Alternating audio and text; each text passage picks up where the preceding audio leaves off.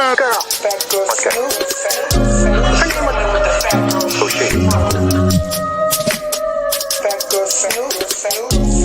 again?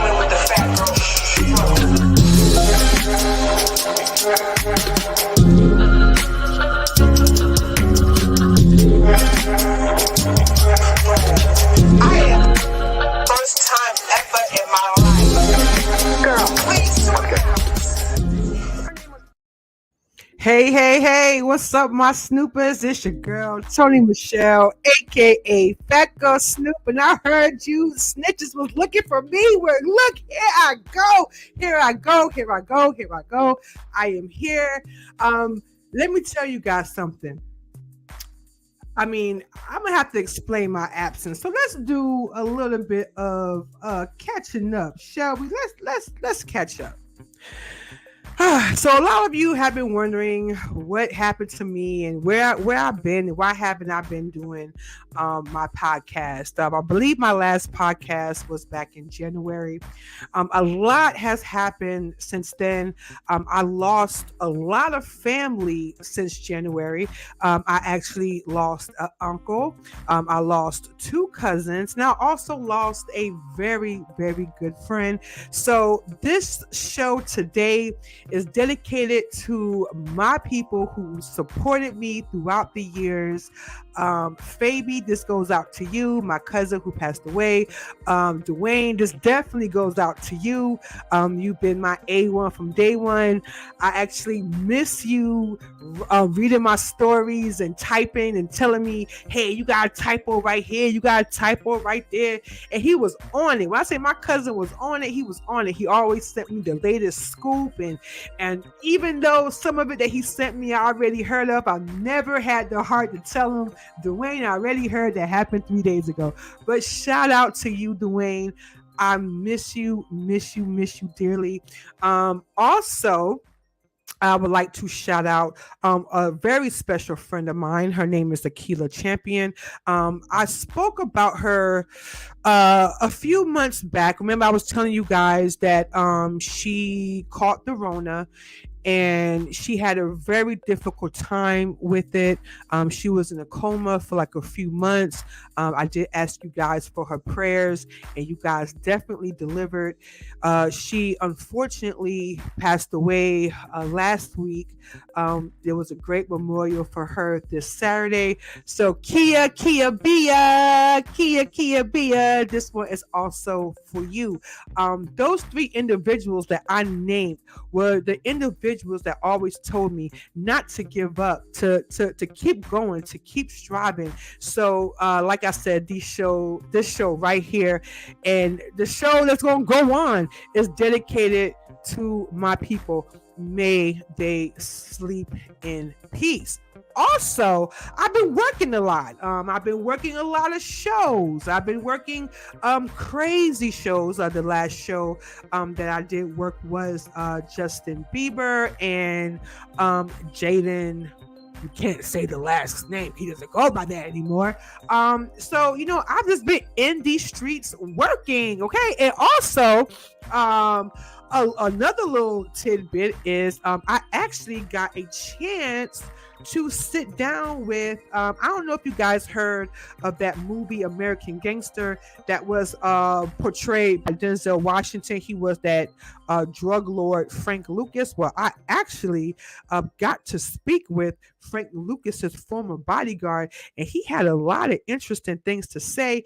And I also got to talk with Pop, who is portrayed by T.I. In the movie. I actually got to speak with him candidly, and he invited me back when I go back home to New Jersey to actually sit down and have a one-on-one interview with him. And I cannot wait to do that. So shout out to Pop, shout out to Big Al, shout out to my cousin Jackie for making it all happen. And so, yeah, I've been pretty busy, just not in front of the camera, like really, really, really behind the scenes. But guess what? I am back to drop my 2 cents, and I'm glad that you all are you guys are joining me today. Like, it feels really good to put this shirt on, y'all. I haven't had this shirt on in months. It feels good to be in this chair because I haven't been in this chair in months. And guess what? It's like riding a bike. Okay, so I am. It is what it is. Okay, but let's get into some things. So the first thing I would like to talk about is, if you give me just a moment to pull my receipts up. Now, I don't know if you guys been keeping up with my, because I have been posting on my website, PhatgyrlSnoop.co. I have been posting. Make sure you go check that out. And please, if you want to continue to support me, please do not forget to like, share, comment, and subscribe, because as I say always, it does wonders for my videos, my podcast, my website, which is, I'm trying to pull it up. If you don't know it already, it is PhatgyrlSnoop.co. So go over there, subscribe, read my stories in this entirety. Trust me, you will not be disappointed. Now, the first thing that I would like to talk about today, let me get off your screen. That's right, PhatgyrlSnoop.co. Okay, in the hizzy for shizzy. Wow, this feels so good to be back. But look, we got a lot to talk about. So, hell done freeth over. Okay, Kanye West is looking for a behavioral treatment center. Okay, now I'm about to pull this up. If you give me just a moment, let me share my screen with you guys so you guys could see what I am talking about. Just one moment. You know, I'm a one-woman show. So, it is what it is. Just one second. Let me share my screen with you guys. Let's see what we have here. Excuse that sound, guys. Excuse the sound. Okay, that's something else we're going to talk about. So let's scroll on down to Kanye West. Kanye West look like he is, finally getting the help that he needs. Okay. Give me just one moment.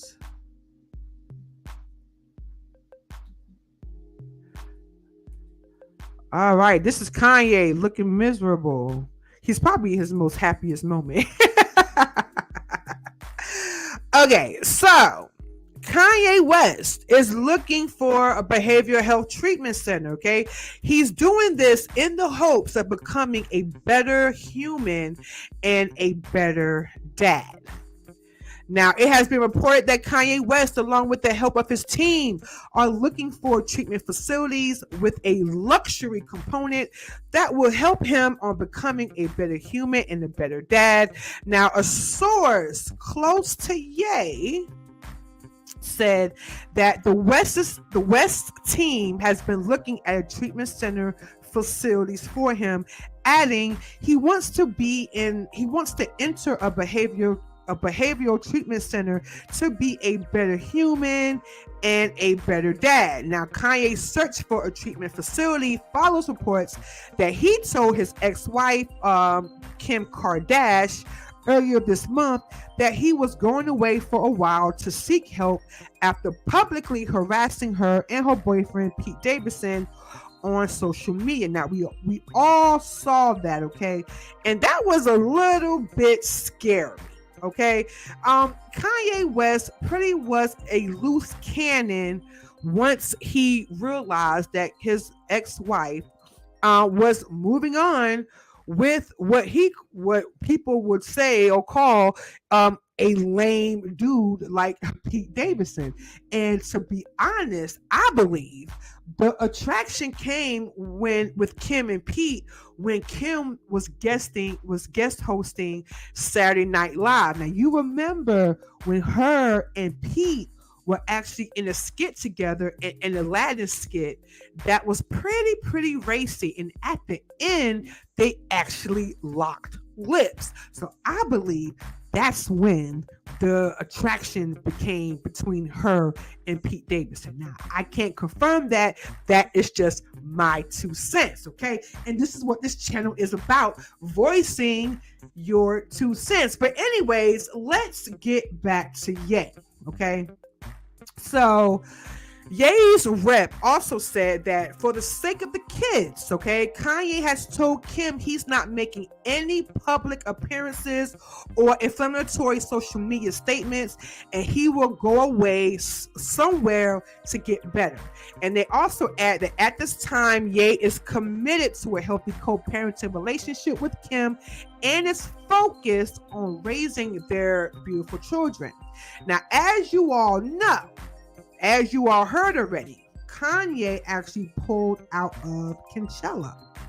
And remember, the whole thing with The Weeknd came up because The Weeknd is like, okay, well, since Kanye is pulling out, then now you guys can pay me Kanye's money because now I'm considered the headliner. And they're like, well, pump your brakes, The Weeknd. So, but yes, they're battling back and forth. And now The Weeknd is actually allegedly thinking about pulling out of Coachella, which I don't think he's going to do that. I think he's just calling their bluff, but hey, we will see. So back over to so y'all know he put out of Coachella, and my 2 cents is that he pulled out of Coachella so that he could concentrate on himself. And that's why I feel like he's using his extra time now to work on Ye. And I believe, you know, and I'm actually rooting for Ye. As condescending, as narcissist as Ye can be, I am all for bettering your mental health because, like I was telling a friend earlier, mental health is wealth, okay? Especially in our community where that is such very much so frowned upon. And I'm glad that Ye is seeking the help. Now, the only problem I have about it is that he is actually looking for a luxury behavioral health center, and I feel like that should not be the concentration focal point, because I think that kind of plays into his narcissistic thing. Because, you know, don't think that you're going to go into a luxury rehab center and they're going to treat you like a freaking king. No, you are just like everybody else out there seeking help. Okay, that's how I feel about that. A facility is a facility is a facility. I feel like that Ye should do like what Wendy did. Wendy Williams, I'm speaking of. Wendy did not go into no luxury drug rehab. She went hard in the paint. She went to a regular rehab with regular people going through regular struggles. She basically demoted herself out of celebritism, and she actually went in there as a regular person seeking help. And that's what I feel like Kanye should do, and that he is basically, you know, like I said, I don't know how true it is about the luxury part, but if that's all he's worried about, he has a lot more to worry about. And that's just my 2 cents on that. But let me know your 2 cents on Kanye. Do you think that he is finally making the right steps to work on his health? I do. I mean, same way how Kanye could go through Pete Davidson's tweets, I'm sure he sees a lot of other people's tweets too. And a lot of other people that he socializes with posts and Instagram posts and everything. So maybe this was a wake-up call for Ye. So I'm praying for Ye's, you know, mental health to get that back. But let me know your 2 cents. Do you think that Ye should be concentrating on the luxury part when it comes down to a behavioral facility? So make sure you drop that in the comments, because I want to hear from you and what you think about it. All right. Well, let's move on, shall we? Let's move on. Oh, it feels so good to be back in this chair again. Oh gosh, well y'all, I don't know if you guys heard about Kirk Franklin and his son, Kerrion. Now, I don't know if you guys know a lot about Kerrion. Now, Kerrion first made the first time I saw Kerrion is when he was making all these TikToks about his parents. He accused his father Kirk and his mother of the A word. I'm not gonna say because y'all know how YouTube docs and stuff, and I'm sure Facebook and all them, they're on the same bandwagon. So I can't say the word, but you just read the title, and you can just get from your own, get your own stuff going on. But so also he made, like I said, he made this big social media presence on TikTok when he was filming his mother and accusing his mother of basically not treating him very good. Also, he is a star of Zeus's Bad Boys Club. Now, I don't know if you guys watch the Zeus Network. Now, they got this new show. It's called the Bad Boys Club. I think the show is absolutely ridiculous. It holds no. I watch it because I love the messiness of it all. But I really don't see this having a season 2. I might be wrong. Natalie Nunn, Bad Girls. She's from the Bad Girls. She is an executive producer. So yeah, I don't know how far this show is going to go, but Kerrion, he is a star of that show, and even on the show, this dude seems like he is, a couple of sandwiches short of a picnic, a couple of screws loose, a light bulb loose in the lamp. Like, he is not all the way there. His first couple minutes there, he fought. I mean, he got quite messed up, by the way, and all because they were asking him whether or not he was of the LGBTQ community, and he just did not want to answer it. And with all the flirting that Gutter, she is also on the show, all the flirting that she was doing with him made other people suspect what side of the fence he straddled on. So he basically got into a fight because he's like, I don't have to answer that. And he's drinking. He's like throwing back shots, and he's just getting drunk and all that. So the first couple of episodes, we saw him fighting. Well, this episode, the third episode that we saw, he actually got confronted again, and he came out and said that, he was bisexual. Like, duh. Like, hello. Most of the cast on there are either bisexual or gay. I think it's like 2 of them that are not, and they are fighting so hard to let people know that they are not a part of that community. But let's get on this story. So, he's been giving his parents so much trouble, and it just hasn't let up. So, So, he is connected to a missing woman. Now, allegedly, this woman is also believed to be dead. That part, okay? Now, gospel singer Kirk Franklin's son was said to be held in a Los Angeles County jail without bond, I might add you, after being arrested this Sunday, which was yesterday. Now, this is all according to Radar Online. So shout out to Radar Online for the tay.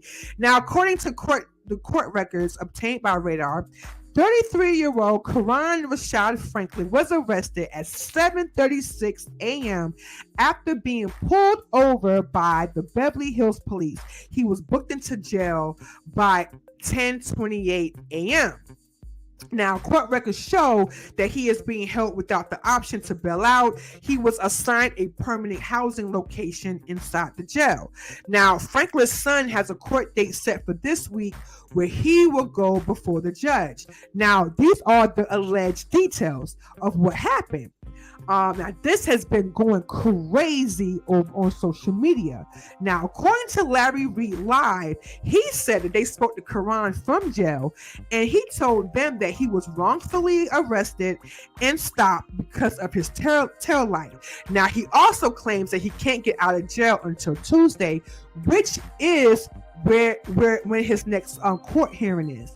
He also told the outlet that the police allegedly found a black in the car. Now, the Zeus television star allegedly told the host that he was also charged with resisting arrest. Now, I could see that because 9 times out of 10, he probably was on something, okay? And I'm just saying allegedly to protect my own, derriere, but I believe he was on something because, like I said, this man is a couple of screws loose, okay? He's not all the way there. Okay, so I believe that he did resist arrest. I believe that 1,000%. Um, so he denies that he resisted arrest, but I think he did. Now he also reported that he has to be expedited from Los Angeles to Texas to deal with a whole separate case. Now, allegedly, Kerrion told the Popo that the black they found did not belong to him, and he also told them that the car that he was driving did not belong to him either. Now after the police, I guess, ran the plates came back to a missing woman, and they believed that this woman was actually, Killed. Okay. So he's going to have a lot of explaining to do because I really feel like this is going to get messy. And the question is, will his parents, have his back? Do they have his back? Or are they going to leave him dangling like they've been leaving him dangling all this time? My 2 cents is that Kirk Franklin is going to stay the most away from this situation he could possibly get. We all know Kirk Franklin had his problems as well. Okay, so hey, we just have to wait and see. But what's your 2 cents on this? Do you think there is some truth to this? Do you think that it's possible that he's been driving a missing woman's car and he had no idea? Come on, son. Y'all didn't think I believed that, did you? Okay, all right. Let me know y'all 2 cents on that. Oh, the next thing that I want to talk about is, let me get this off the screen. DJ Jazzy Jeff. I used to love them. I loved DJ. I still do. He's there. He's one of those. It's like he's never forgotten where he's come from, and that means something to me because he's never not talked about Philly, and he's always been down. He's always seemed to have have his friends back, and to the end. Why can't we be friends? Why can't we be friends? Okay, well, homeboy is speaking out for his friend. If you don't have a friend like DJ Jazzy Jeff, what kind of friends do you have? So let's see what DJ Jazzy Jeff got to say. Now, he claims that Will Smith had a lapse in judgment, and he defended his friend over the Oscar slap backlash, and he said that he could name 50 times that he should have smacked the ish out of somebody, and he didn't. Who, Jazzy Jeff? Who? We want names. Spill the tea, Jazzy Jeff.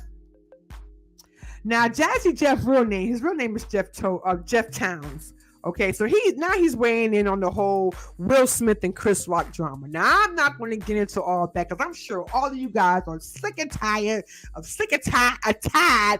talking about this damn Oscar slap. Okay, but I like to see other people's perspective on the Oscar slap besides Will, who was crying balls of tears, not knowing. Like, I think he was mostly crying like, are they going to take my Oscar away? No, Will, you're just banned for 10 years. Relax, okay? Then I did not want to see Jada's reaction because to me, she's a player of all players, okay? She is, all right? it's like, the Oscar slap happening. Oh, it's a time for healing. And I'm here for it. Girl, bye. Take several seats, okay? And then you're going to talk about how you didn't, allegedly, you was like, oh, I ain't tell Will to do that. Well, you damn sure didn't stop him either, okay? But like I said, I'm not going to get into all that because, like I said, just like how you got the tie, I'm tied too, okay? But let's see what his BFF, Jazzy Jeff, had to say. So,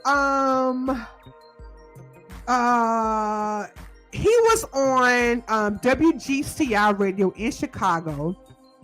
And this is what he had to say. He said, don't get it twisted that it was a lapse in judgment. And I think the thing that I realized is I don't know too many people that has had the least amount of lapse of judgment than him. I can name 50 times that he should have smacked the ish out of somebody and he didn't. He also added, so for him to have a lapse in judgment, he's human. And I think a lot of criticism comes from people who don't think people like that are human. Now, while he appears to be, down with the best friend, his A1 from day one, the night that the Oscar slap happened, he was one of the first people that tweeted, what was that? Okay. He didn't understand it either. Now, we all know their friendship dates way back to the 80s. They were influential. They had, the clean lyrics. They were still successful with the clean lyrics. I was a big fan of them. I got to see them in person way back, way back, because I can tell my age. And, it was just great. But I do really feel like, as a friend, he was wanting to have his friends back, and he said, and I believe the 50 times he's talking about are the people that was talking the most ish. That Will was soft, that he's basically poom whipped, and then don't even get me started on the whole open marriage situation. And don't even get me started about how people went after him about the August Alsina situation. And August Alsina has been trolling since the Oscar slap.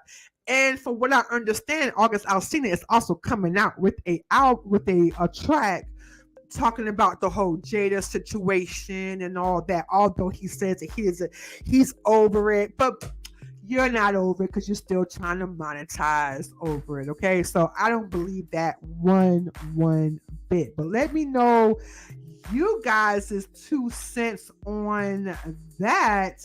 And you know what? This has been a great show. And look, I just want to thank everybody for tuning in. Welcoming me back, because I'm back to stay, baby. And let me know what you think for my podcast. Let me know by clicking like, share, comment, and subscribe. And also let me know your 2 cents on Kanye West. I'm looking for that luxury behavioral health center. That's what millionaires do. Also, let me know about Kirk Franklin's son. Like, is it going to get messy or what?